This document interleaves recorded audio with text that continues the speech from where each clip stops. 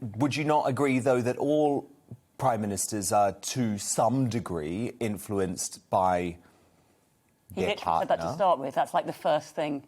Sorry to defend you, Benjamin. That's like literally the first thing he said, is that of course they are.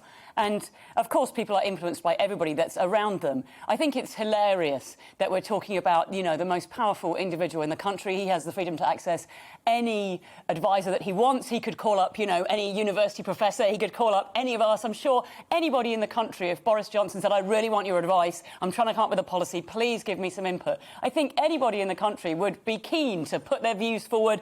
Everybody's got a view. Everybody wants it. There are lots of organisations, charities, trade unions who would love the chance to speak to Boris Johnson. If in the midst of this he is so clueless that he's like wandering around the kitchen going, oh, quick, where's my wife? Let's see if she's got an idea for a policy. Then that reflects on him, doesn't it? It's got nothing to do with her. I think what's happening is that his prime ministership is a disaster. You know, we've got the pandemic, thousands and thousands of people unnecessarily dying. We've got the outcome of Brexit with lots and lots of freedoms being lost, people's incomes being lost, the whole thing being managed horrendously. We've got the after effects of austerity that killed thousands of people. And in the midst of it, rather than addressing the problem and sorting it out, people are going, oh, who can we blame? Is there a woman in the room?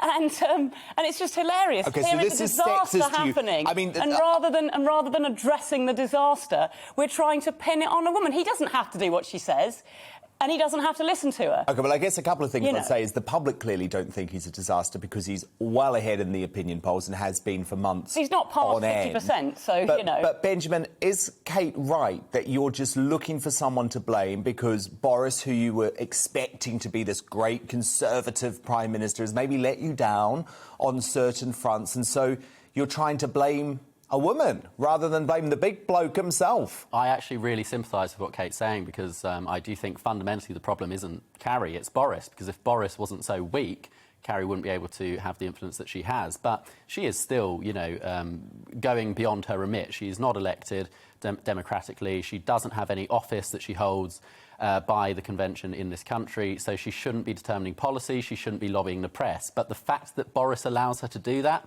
that shows that he's weak. I'm not sure that... It's interesting because I'm not entirely sure how on earth we would investigate to find out if this is... What we're going to do, like put cameras in their living room and in their hallway and see if she casually says, let's have a new environmental policy. No, but we look at the relationship she has with the press, we look at the newspapers which are not reporting certain stories. But they don't tell you anything about the influence that two people who share a home have on one another. If you look at, for example, the recent story about the advisor of Boris at the moment, who is the best friend of Carrie, who was appointed to a job which was never advertised. It was never advertised publicly. She was given this job, and it's a, what, £350 a day job to do what? To give advice. She's also the nanny to Boris and Carrie's child, and she spent Christmas there in breach of the regulations, while everyone else, well, no one was allowed to see their families at Christmas. But it is she still spent Christmas there. Well, just to clarify, they say it wasn't in breach, but I would say it was against the spirit of the law, given that we were all locked up in our homes and they used a bit of a loophole.